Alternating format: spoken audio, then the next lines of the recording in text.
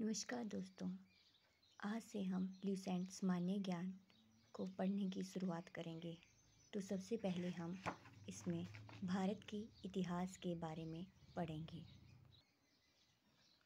तो भारत के इतिहास में भारत का नाम महाकाव्य तथा पुराणों में भारतवर्ष अर्थात भरतों का देश के नाम से जाना जाता था। इसके निवासियों को भारतीय अर्थात भरत की संतान कहा जाता था।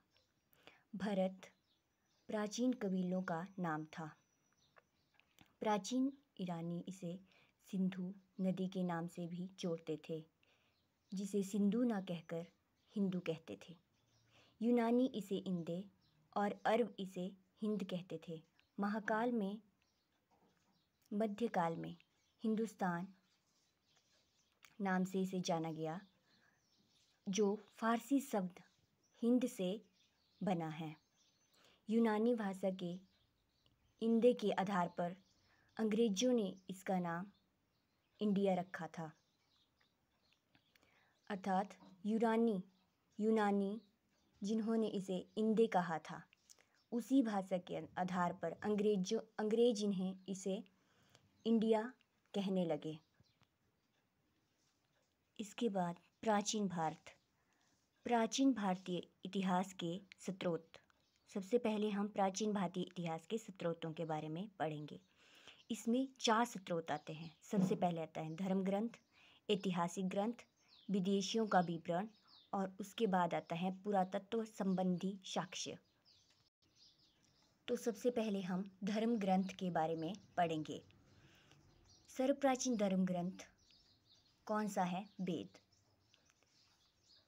इसके संकलनकर्ता कौन थे?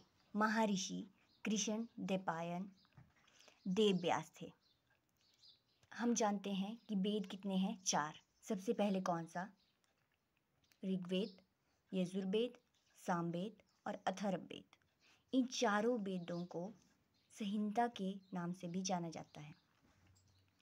सबसे पहले कौन सा वेद आता है? ऋग्वेद। तो ऋग्वेद में हम क्या पढ़ेंगे? सबसे पहले इसमें ऋचाओं के कर्मबंध ज्ञान के संग्रह को ऋग्वेद कहा जाता है, जिसमें क्या था? 10 मंडल थे, 1028 सूक्त और 10,462 ऋचाएँ थी। ऋचाओं के पढ़ने वाले जो ऋषि थे उनको होत्री कहा जाता था। जो ऋग्वेद में 10 मंडल हैं, उसमें से जो तीसरे मंडल में सूर्य देवता ने सावित्री को क्या समर्पित किया था? गायत्री मंत्र। और इसमें जो 9वां मंडल है उसे सोम देवता का उल्लेख किया गया है। उसमें 8वें मंडल में हस्तलिखित जो ऋचाओं को खिल कहा गया था। और जो 10वां मंडल है उसमें पुरुष सूतक, जिसके अनुसार बोला 4 वर्ण बताए गए हैं। कौन कौन से? ब्राह्मण, क्षत्रिय, वैश्य तथा शूद्र। जिसमें कहा गया कि पुरुष ब्रह्मा के कर्म से मुख, भुजाओं, जंघाओं और चरणों से उत्पन्न हुए हैं। उसके बाद आता है अधन्य शब्द। अधन्य शब्द का संबंध इसमें गाय से बताया गया है। उसके बाद हम पढ़ेंगे ईसा पूर्व एवं ईस्वी के बारे में। ग्रेगोरियन कैलेंडर के अनुसार जो ईसाई धर्मगुरु थे, कौन? ईसा मसीह, उनके जन्म वर्ष पर आधारित ये कैलेंडर है। जन्म के पहले का समय उसको ईसा पूर्व कहा गया था, जिसमें वर्षों की गिनती उल्टी होती थी। ईसा मसीह के जन्म के उदाहरण के लिए, जैसे ईसा मसीह के जन्म का समय 563 वर्ष पूर्व महात्मा बुद्ध का जन्म हुआ था एवं 483 वर्ष पूर्व मृत्यु हुई थी। मतलब इसमें वर्षों की गिनती क्या की गई है? उल्टी की गई है। 563 वर्ष में उनका जन्म हुआ था और 483 वर्ष पूर्व उनकी क्या हो गई? मृत्यु हो गई थी। यानी कि जो ईसा मसीह के जन्म के आरंभ से सन शुरू हुआ था उसे ईसवी सन कहा जाता था। जैसे अब जो सन है उसे ईसवी सन के ही नाम से जो है वो क्या किया जाता है, जाना जाता है। मतलब ईस्वी के अनुसार ही अब सन को चलाया जाता है। इंद्र के लिए इसमें 250 तथा अग्नि के लिए 200 ऋचाएँ दी गई है। इसके बाद हम दूसरा वेद यजुर्वेद के बारे में पढ़ेंगे। यजुर्वेद में क्या था, बोला कि जो मंत्रों और बलि के समय अनुपालन के लिए नियमों का संकलन किया गया था उसे यजुर्वेद कहा जाता है। इसमें क्या क्या बताया गया है कि इसके पाठकर्ता कौन है, जो हमें याद रखना है कि इसके पाठकर्ता कौन है, अधर्वृ। अधर्वृ इसके पाठकर्ता है। बलिदान विधि का इसमें वर्णन किया गया है। गद्य तथा पद्य दोनों में है ये यजुर्वेद।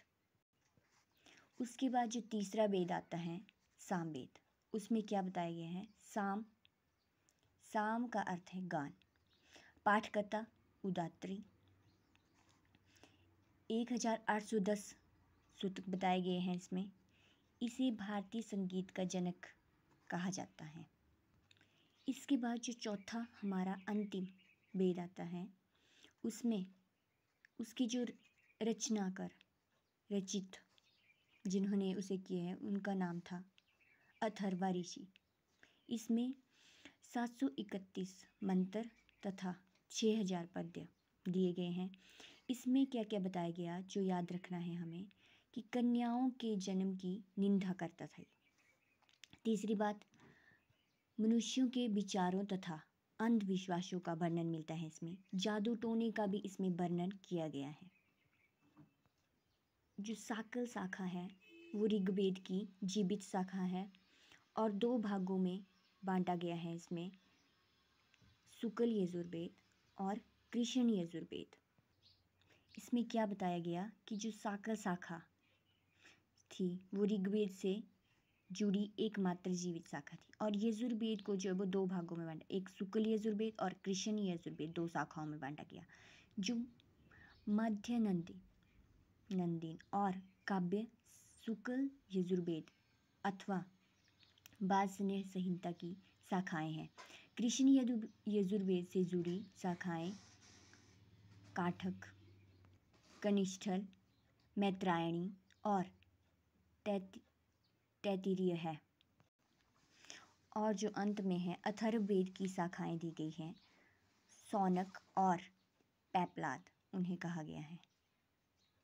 थैंक यू दोस्तों। इसके बाद आगे हम कल पढ़ेंगे।